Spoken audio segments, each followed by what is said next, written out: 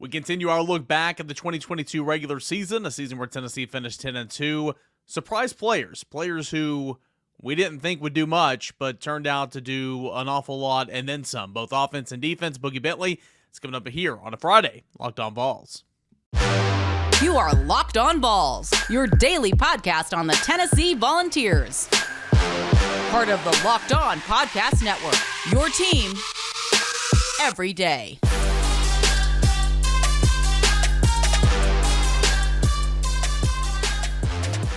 Hey everybody, what's going on? Welcome into it. This is your Friday edition of Locked On Vols, and I'm your host, Eric Kane. Glad you guys have decided to hang out with me here this morning. It's Locked On Vols, your first listen each and every day, a part of the Locked On Podcast Network. That is your team every single day.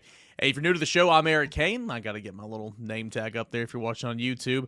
I host this podcast each and every weekday morning, 30 minutes or less. Well, that's a lie. Sometimes it's like 32, 33 minutes. Try to keep it around 30 minutes for you guys, and it's completely free.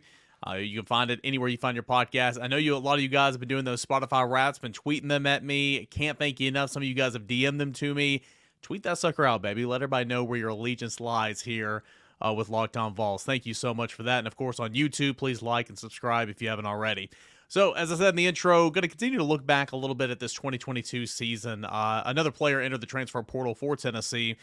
This comes on Thursday, and that was tight end Miles Campbell. So, if it wasn't already, apparent, Tennessee has got to find a tight end, if not two, in the transfer portal. We'll see what Jacob Warren decides to do. He's kind of been a little all over the place. At the beginning of the season, it was he was going to come back. Later in the season, it was like, you might look for, to do something else with life. And now it seems like he might come back again. So we will see. But Tennessee needs to find a tight end in the transfer portal. We'll continue to track all the movement for Tennessee in the portal, who Tennessee's offered, all that good stuff. And, of course, signing day. Man, now it's just no, that's my wedding. It's like 20-something days away. So it's getting here close, guys. A lot going on here for Tennessee. But, hey, the surprise players on offense this season. Let's have that discussion. Now, again, all this stuff I'm doing this week, I've written over at VolQuest.com, so I'm giving you a little bit of a teaser of it, but it's good things to, if I was still programming a radio show every day, this is the type of stuff I'd bring on there and create discussion with. So I want to hear from you guys. If you agree, if you disagree, if you'd add anything else, fill out those comment sections, tweet me @_Kane or Locked On Vols, and go to VolQuest.com and check out the full article. But here's a little teaser. I listed the top 3 surprise Tennessee Volunteers on offense this season. We knew Hendon Hooker would be good. Maybe we didn't know he'd be in the Heisman conversation, but we knew Hendon Hooker would be good, so that's not really a surprise. Are you surprised that Jabari Small made it through the season without a major injury? I mean, there was a couple of games where he had to go out because of that shoulder. That just kind of is what it is. Are you surprised the left tackle position held up as well as it did? I am a little bit. But my top 3 surprises on offense this year is the play of Jalin Hyatt, is the play of Ramel Keyton, and is the play of Princeton Fant. Again, you can make a conversation for left tackle, whether that's Gerald Mincey, the combination of Gerald Mincey, J.J. Crawford, whatever you want to say. You can make an argument for, another offensive lineman, Darnell Wright, potentially. I don't know. I mean, maybe not because Darnell Wright had a good year last year, but I think offense is pretty easy. Jalin Hyatt, we knew the potential that was there. We knew the type of athlete that he was, the type of recruit he was coming out of high school, and it was exciting. I mean, he got on the field and he played a little bit as a freshman and got behind the Alabama defense and created some plays and scored 2 touchdowns in a horrendous 2020 season for Tennessee. And we were expecting big things for him in 2021, and that just never materialized. In fact, Jalin Hyatt was forced to the bench, and as we know, Tennessee, with Alex Golesh and Josh Heupel, they only play 3 wide receivers. And if you're that 4th wide receiver, it's tough to see the field sometimes. Jalin Hyatt was that 4th wide receiver. He would come in and spell Velus Jones when they went 5 wide receiver sets. He came in as the second slot guy, kind of like what Squirrel White did this year. But for Tennessee, I mean, it was tough for Jalin, as I moved my camera down, it was tough for Jalin Hyatt to really get anything going as a sophomore last season. And he admitted over the offseason, first mentioned it in spring practice, he mentioned it in fall camp. He mentioned a couple of times this year that, hey, his mindset wasn't where it needed to be. And right after that Music City Bowl loss, he came back and started working immediately with Cody Burns, who's no longer here, and Kelsey Pope, who is the wide receivers coach, getting talks from Bayless Jones and really buying into himself and this football team and trying to be the best person he can be and the best player he can be. Well, it turned out and it worked. I mean, Jalin Hyatt was just, absolutely incredible. He's a finalist for the Blitnikoff Award. I did not see that coming whatsoever. The 5-touchdown game against Alabama will live on in infamy forever. He's tied for the nation lead with 15 receiving touchdowns. He's third in receiving yards in the nation.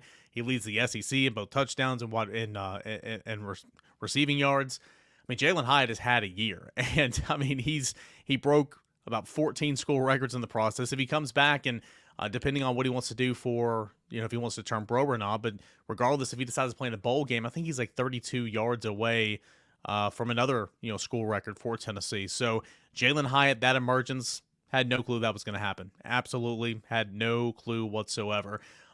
So far this season, again, 1,267 receiving yards on 67 receptions and 15 touchdowns. How about that? He had a really, really strong stretch in 4 games where he had 11 touchdowns on 22 receptions for 582 yards in games against LSU, Alabama, UT Martin, and Kentucky. So Jalin Hyatt, number one, without a doubt, the biggest surprise offensively this season. Now, maybe the biggest surprise on the team is another wide receiver, Ramel Keyton.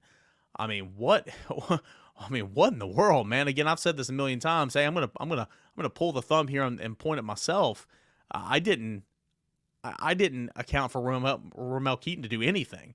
I mean, he had been here for 3 years prior and didn't do hardly anything. He even opted out at the end of his freshman season in 2020. If you remember, the famous line from Jeremy Pruitt that year was, "Oh, he's going to sit out the rest of the year to focus on his academics."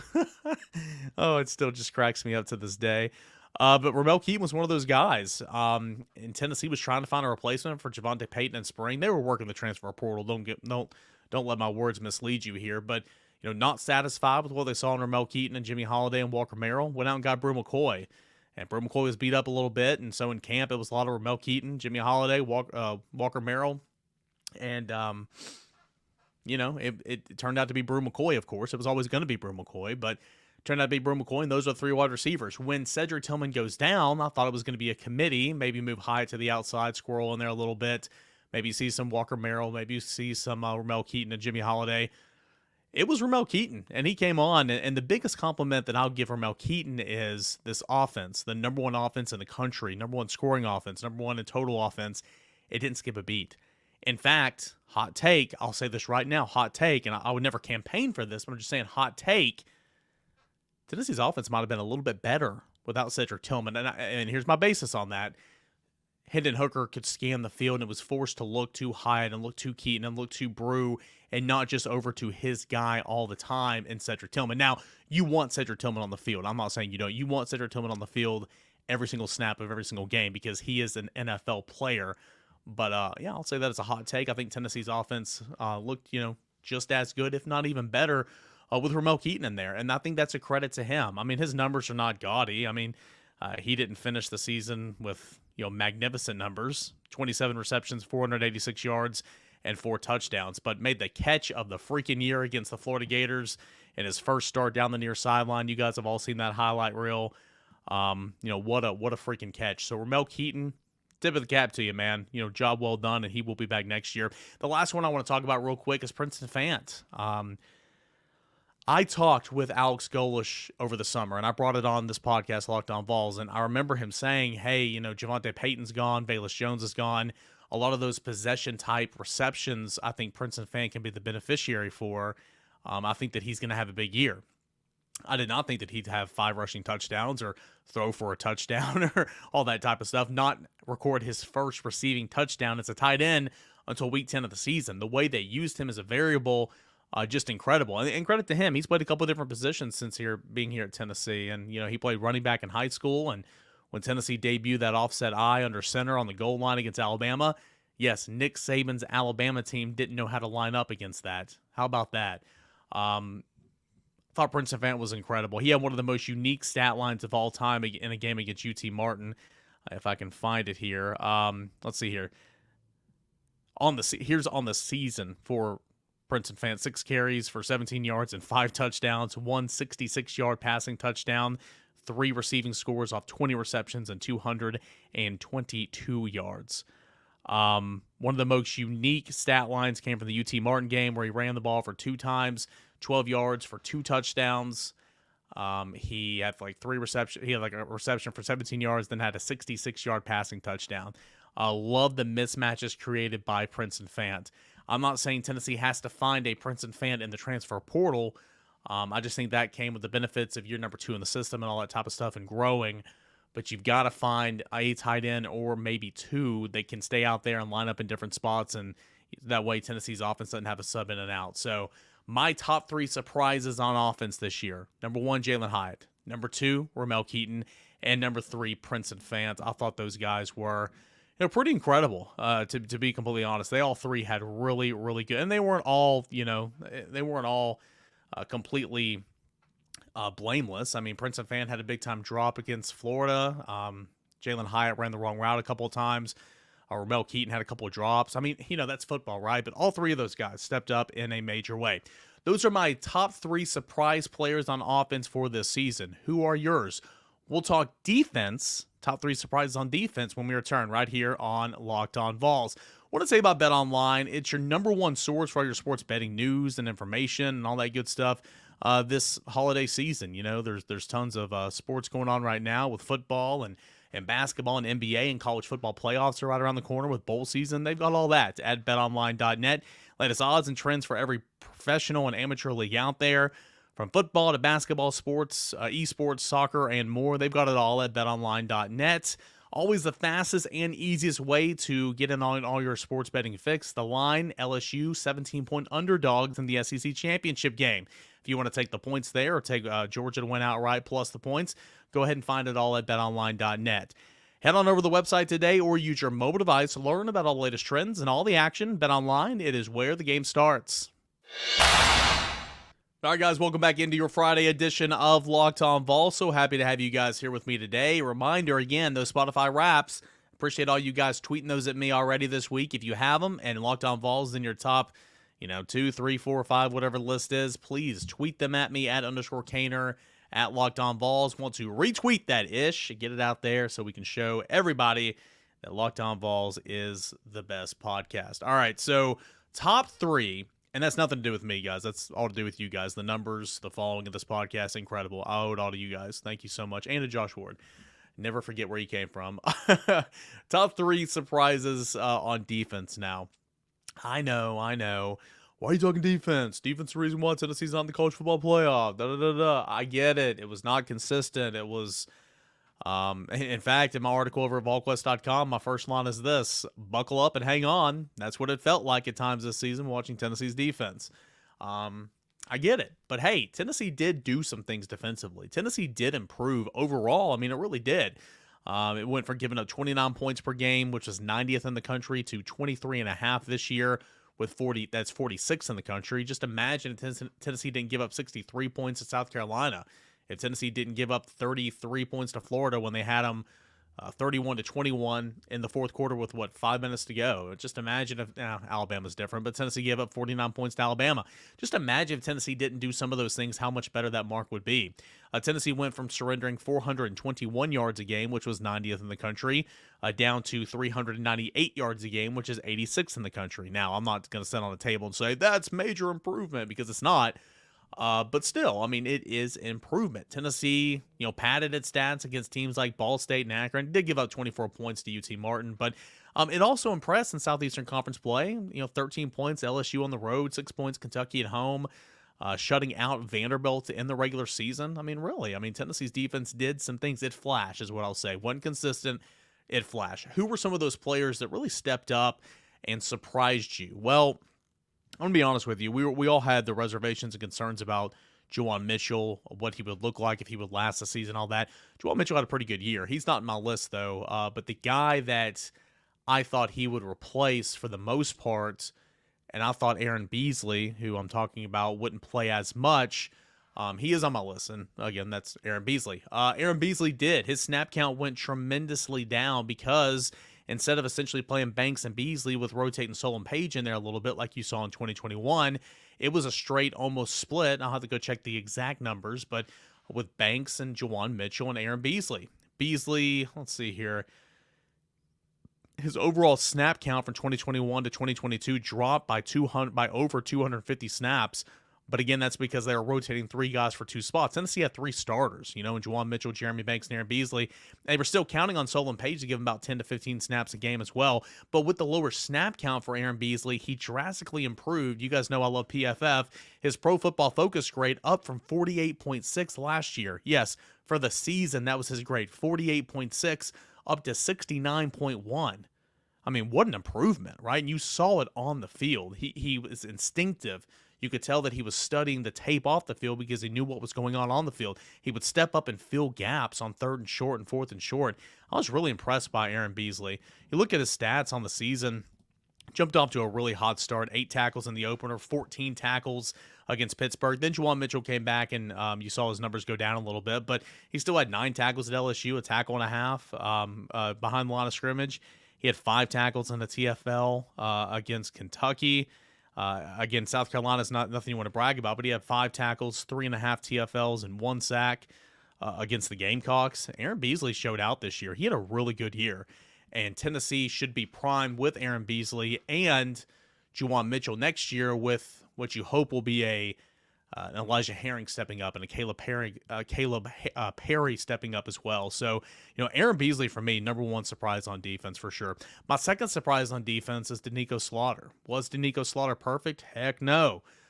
He gave up a lot of passes against South Carolina. Very frustrating watching that football game. But for a guy that started game number 1 of his entire career as a true freshman on the road at South Carolina in 2020, at Star, and to never seeing the field outside of special teams again up until really the LSU game. I mean, what a story. He made a surprise appearance in Baton Rouge, coming in for a couple plays at LSU.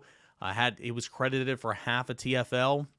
And because of the Jalen McCullough situation, you had Danico Slaughter that started the next couple of games at safety. I mean, his first true start on defense outside of the very first game of his career was against Alabama, and he had 8 tackles. And then his first true start at cornerback when McCullough comes back, he's responsible for 2 turnovers. My favorite play of the entire football season is Dane Key on that slant over the middle. And what we do see from Tennessee's defensive backs is them giving a lot of cushion. Danico Slaughter, no different, gave a whole lot of cushion. But when Dane Key went up to make the catch, Danico Slaughter popped him. Pop. And pop that ball free, and Oski, you go catch that football, and you go take it 40-plus yards. That's what Juwan Mitchell did. Sorry, it just gets me jacked up. What a good football play. You have not seen Tennessee defensive backs do that all year long. Danico Slaughter was doing it, and Brandon Turnage was doing it a little bit on the other side as well. It was truly surprising. And then he had his first career interception later in that football game when he played the route so beautifully, inside leverage, trailing a little bit, hand on the back hip, and they just went up and made the play. That was perfect basketball-type defense out on the perimeter. That at that point in time, he was one of the biggest surprises, in my opinion, in the SEC. Sure, he struggled down the stretch a little bit in games against Missouri at times and games against South Carolina. He didn't play against Vanderbilt, but for a guy that was nothing, truly nothing, to getting thrusted in there, making, 5 starts in a row, 6 starts in a row midseason in the secondary at 2 different positions. Man, what a season for Danico Slaughter. Don't know if he'll play safety, don't know if he'll play quarterback next year, but what I do know is Danico Slaughter will be out there for Tennessee on defense. He played 387 snaps officially on the season. He was targeted 22 times, gave up 13 receptions for 210 yards and 4 touchdowns. Those were his numbers. A lot of those from the South Carolina game. And then lastly, let's go to Latrell Bumpus. There is nothing flashy about Latrell Bumpus's game, but what he gave you was consistency. What he gave Rodney Garner was consistency. And he played more snaps than he's ever played in his Tennessee career. I wrote in the article over at ballquest.com, please go check it out. I said, man, it feels like Latrell Bumpus has been here since the Reagan administration. He came in as a tight end under Butch Jones. Yes, a tight end under Butch Jones. Played a little bit in 2017, played a little bit in 2018. He made the transition to the defensive line in 2019. He had that COVID year, of course, in 2020. He redshirted in 2021. And then here you are in 2022. He's dealt with so many different injuries. He missed 5 games in 2020. He missed spring practice this past year. He missed parts of fall camp. So it was house money if you were going to get anything out of him this year. Well, not only did you get something out of him, but by game 4, he started the rest of the way at the defensive end spot in place of Tyler Barron. He graded out at 60.5 on the season, which is not great, but he played 379 snaps defensively, easily the most in his entire career. Latrell Bumpus, I thought, did some things. He jumped on that fumble recovery in the red zone against Ball State. He forced a fumble on the opening drive against Georgia in Athens, to where Tennessee went down there and kicked a field goal early in that football game. Latrell Bumpus gave you consistency, and that's something that Tyler Barron didn't give you.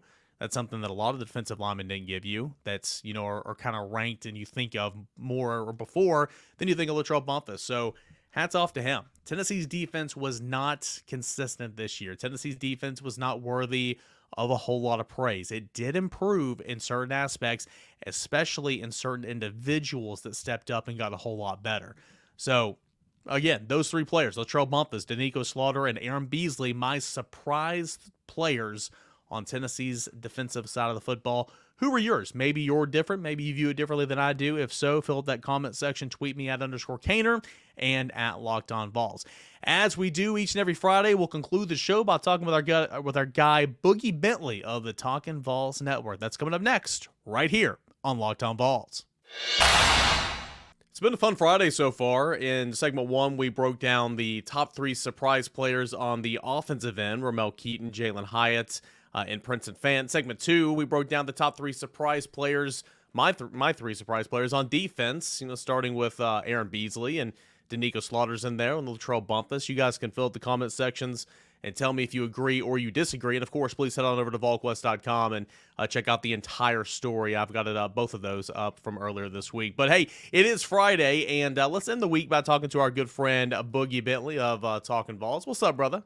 Going on, man. Friday is already here. The season's come and gone. It's come and gone. It flies by. It's like we look forward to it all year long, and then we get 12 games, and then it's back into hibernation, talking about recruiting, transfer, portal, all kinds of fun stuff. But it sucks, man. The season is over. Yeah, I had someone comment on my show yesterday and say, or maybe this morning, I can't remember, and say, I don't like how Caner keeps saying it's the offseason. Hey, I'm right there with you. I don't like it either. The season comes and goes so quickly, but we are in this first phase. Before we talk about the offseason stuff, Tennessee comes back out, responds the right way, 56-0 at Vanderbilt, finishing the season 10-2 in the regular season. Of course, you got a bowl game coming up, and I want to get your thoughts on that whole fiasco. Big takeaways from Vanderbilt and really just the season overall. I just like seeing the response, man. We were asking questions going into that Vanderbilt game, and rightfully so. And I get it. I like the response from Josh Heupel. I like Josh Heupel coming out and saying, hey, some of you guys out there were talking about the culture here, and you were wrong. This locker room is together. They're united. I like it. But look, as fans, that's what we are. We're fans. We're going to talk about it. Like, we get paid to talk about it. That's what we do. And Josh Heupel understands that. The players understand that. They heard the outside noise. I like the conversation that Austin Price, those little one-on-one sit-downs are that's good YouTube, man. Mm-hmm. And Brew McCoy saying, yeah, we hear it. He's like, I'm not even on social media, and I hear it. So I think it was important for that football team to come back and respond the way they responded against Vanderbilt. And people can say what they want. Somebody asked me, why do you care so much? It's Vanderbilt. Because it is Vanderbilt, and they dominated. And it was 56-0. I don't think anybody expected a shutout. Vanderbilt rolled over, played dead at the end. And Tennessee finished this thing off the right way, 10-2. No matter how you spin it, that's a good season for this football team. I know people have a sour taste in their mouth, and that's fine. You still got to be proud and look back. Man, so many good moments from this football team in 2022. Yeah, no doubt. And from that little clip that Austin posted teasing the VolQuest Confidential that comes out, or the Ball Club Confidential, that comes out today as well.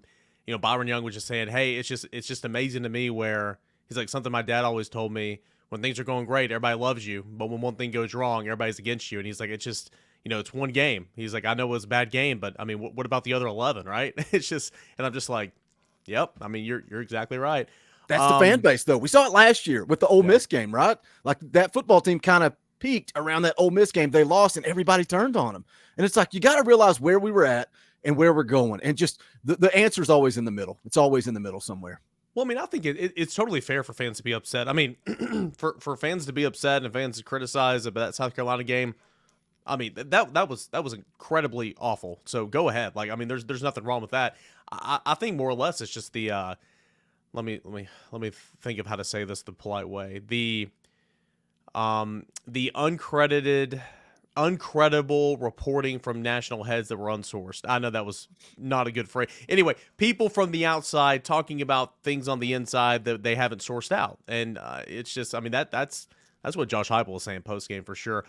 What do you think about Tennessee in the bowl game? I thought it was a slam dunk to the Orange Bowl, and then this whole Ohio State don't want to go to the Rose Bowl again. The Rose Bowl can actually say, hey, we can bypass Ohio State and go take Penn State. That means Ohio State to the Orange, Tennessee to the Cotton. I mean, how's this all going to play out come Sunday? Yeah, I'm with you. I thought it was a lock to the Orange Bowl. And once again, was it AP that stirred that hornet's nest up? I don't know where it came from. I just, all of a sudden, it's everything I see in my timeline is about Ohio State politicking their way into the Orange Bowl. It would just be disappointing, I think, for me. You know, the matchup, if it's the Orange Bowl, Tennessee, Clemson, that's a big-time matchup, an opportunity for this football team to go compete. I think that would be a pretty evenly matched game. But what do you want? Do you want to go out with a blowout victory like we've seen in some of the Butch Jones years? Or do you want a big-time atmosphere? Yeah, where people are going to be watching and excited. Nobody wants to see – like, if you get Tennessee in Central Florida, there's going to be a little bit of a storyline, right? Obviously, Josh Heupel, blah, blah, blah, going into it. It's not going to be a football game. Tulane, not going to be a football game. Nobody's going to care. Nobody's going to be excited. It would just be – it's a no-win situation is what it is, because you go beat Tulane or Central Florida, nobody cares. You go lose to them, the wheels are going to fall off. It's going to be way worse than the loss to Purdue last year. You go get beat by Central Florida or Tulane. You lose to Clemson, it's not going out on the right step, but that's the game I want. I want Tennessee and Clemson in the Orange Bowl. Yeah, Clemson, go handle business first against North Carolina, and then let's see if the chips fall where they were, and Tennessee can square off against Clemson. I'm right there with you. That's what I want. I just think the comments from Dabo, which this is a conversation for another day, but I mean, they didn't really rub me the wrong way. But you can't say that and then follow it up with a loss to South Carolina. So yeah. And why are you talking about Tennessee anyway? Like, yeah, exactly. Will Smith, keep my wife's name out your mouth. Like, leave it alone. Like, you deserved it. You deserved the loss. Yeah. But again, as content creators, you don't think we're all going to be on here talking about it if it's Tennessee, Clemson? Like, we're going to be talking about it the whole week leading up to it. People got so mad at me, and I spent the first segment talking about it. It wasn't straight clickbait, but I spent the first segment talking about it. But I put like in my title, Steve Spurrier, Dabo Swinney, take jabs at Tennessee. I had like 8,000 views on that episode. Heck yeah! I mean, you gotta. That's what people want, man. They want the strike drama. while the iron's hot. And it's funny, like the college football playoff ranking show the other night. I mean, once Tennessee was selected, once Ohio State was selected, like all the conversation was kind of, Kirk Herbstreit and a couple of the other guys were like, yeah, Ohio State can be in the Orange Bowl. Ohio State can be in the Orange Bowl. And we're like, wait a minute, what? And that started to get everybody to look up and kind of dig and kind of figure it out. Like, oh, there is a way the Rose Bowl could bypass Ohio State. So it's just kind of a weird situation. We are entering the first phase of the offseason. Tennessee had 4 players enter the transfer portal or say that they are going to enter the transfer portal. This came earlier in the week on Wednesday. 2 wide receivers, Jimmy Holiday, Jimmy Callaway, and then Matt Zenitz of On 3 reported that 2 running backs for Tennessee plan to enter the transfer portal, and that would be Lenny Whitehead and Justin Williams-Thomas. I mean, if we're going to be honest about things, none of those are huge losses, but I like Justin Williams-Thomas. He's a good kid, first and foremost. I think that he could have figured it out. Lenny Whitehead did some things in 2021. He was just injury-riddled. Jimmy Callaway was done. And then Jimmy Holiday, he just was never going to get his chance in this offense. And he was never given a chance to return a kick this year. I'll say that. That was kind of mind-blowing to me with that speed. Yeah, and those 4 guys, so many people, when kids enter the portal, it becomes, well, good riddance, we don't need them. You're not involved for life. It's so much anger. And it's like, you don't know what conversations were had, why they're transferring, what the circumstances are. Best of luck to those guys wherever they end up. I think their bodies, right? I think their depth, and it also, it's a two-way street though, right? 4 guys go out. Now who are we going to go bring in through the portal? Wide receiver, not really concerned. Of course, we'll see how things play out. Obviously, Tillman gone. Does Jalin Hyatt elect to go pro? What happens there? Ramel Keyton coming back. Brew McCoy coming back. The way that Squirrel White's flashed, I think that's your 3 starting wide receivers right there. But do they look to go get a big-time playmaker in the portal? Yeah. There's so many guys already out there. What does this coaching staff want? Running back room? Again, depth. But the interesting talking point for me about that, Justin Williams-Thomas transferring out, Dylan Sampson becoming a superstar as a trooper. Everybody's excited about that kid. And it's funny to watch people talk about recruiting and 3 stars, 4 stars, 5 stars. Everybody gets so obsessed with it. And now here we sit after 1 year. Dylan Sampson, the lower rated player, is now going to be the superstar that everybody's waiting to break out. Justin Williams-Thomas into the portal, ended up somewhere else. But bottom line is, two-way street, guys out, guys are going to come in. And I think this coaching staff has done a great job in the portal with the guys that they've added. We've seen some of them play out. We've seen the Javonte Paytons have some success. Obviously, Hendon Hooker, even though he was here before the staff took over. But I think they've added some nice depth pieces on defense that I want to see. We talked about Wesley Walker when you came on with me. I want to see how he plays out. Does he come back? And if so, how do they develop those guys, those young defensive backs that they brought in and have had in the system now for a year or two? Yeah, he's got to play safety. Everybody keeps thinking, even some of my colleagues over at VolQuest, like, yeah, Wesley Walker never plays. He plays all the time. Like, it's not a straight 50-50 split with Tamarian McDonald, but he's seen his fair share of action. Now, he needed to see more, and he needed to see more at safety. And so that's what I'm rooting for. I'm rooting for him coming back. And maybe this kind of solidifies things. Do you really want to go somewhere else and learn another defense, one more year? You got a lot of playing time. You started safety last game. Maybe he comes back. We'll see. Last thing I got for you, Boogie. If the expanded playoff started today, Tennessee would be the 7th seed going up against Kansas State for the right to play Michigan in the Orange Bowl. Of course, the College Football Playoff Committee came out and said in 2024 they are expanding to 12 teams. This is how I understand it. This is kind of nicely broken down by Ross Dellinger of SI. The 6 highest-ranked champs get automatic qualifiers. The next 6 highest-ranked teams get at-larges. 3 buys to the top 4 conference champs, so they don't have to play in round 1. And in that scenario, essentially, again, the top 4 of what we're used to, and Georgia, Michigan, TCU, and USC would get buys. And then you have 12 teams. The 12th team in this scenario would be Tulane. That's the 12th seed. The 6th seed, or the 5th seed, of course, would be Ohio State. 6th seed would be Alabama. More teams, more games, more playoffs. There's a lot to like there. I think 12 is too many, but is 12 better than 4? I would say yes.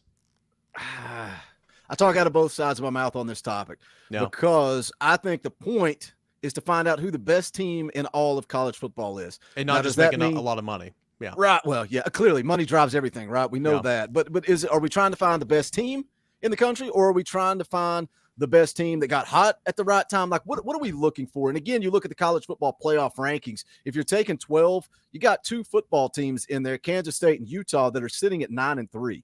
So we're going to take a 3-loss team. And I just think it devalues, and I know so everybody disagree. I'm just rowing in my own boat on this conversation, but I think it devalues the regular season. It devalues what makes college football the greatest sport on earth, because guess what? That loss to South Carolina, and Tennessee fans hate to hear this, and I hate to hear it too. That game is irrelevant. It's irrelevant if you're taking 12. It does not matter. It means absolutely nothing. You lose that game, and it's like, well, who cares? Who cares? We're in the college football playoff, and that's all that matters. I think we lose the beauty, but I think we've already lost it. Gone are the days of, a national championship game and bowl games that matter. Everything's changing. It's like you said, it's all driven by money. Yep. You can accept it, you can enjoy it, or you can go find something else to do with your Saturdays. I'll be right here watching every Saturday. The playoff will be a blast. We'll get some fun matchups. That time of year is going to be a lot of fun for football fans. Just think it devalues the regular season. That's my only argument.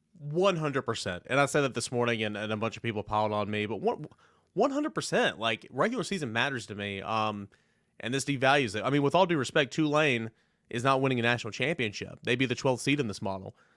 Kansas State would be the 10th seed in this model. Kansas State is not winning a national championship. What's that line for the Big 12 championship? They're down like 2 touchdown underdogs or something like that. I don't know. I'll have to look at it. But anyway, what we do know is you will get football from essentially September the 1st until January the 20th.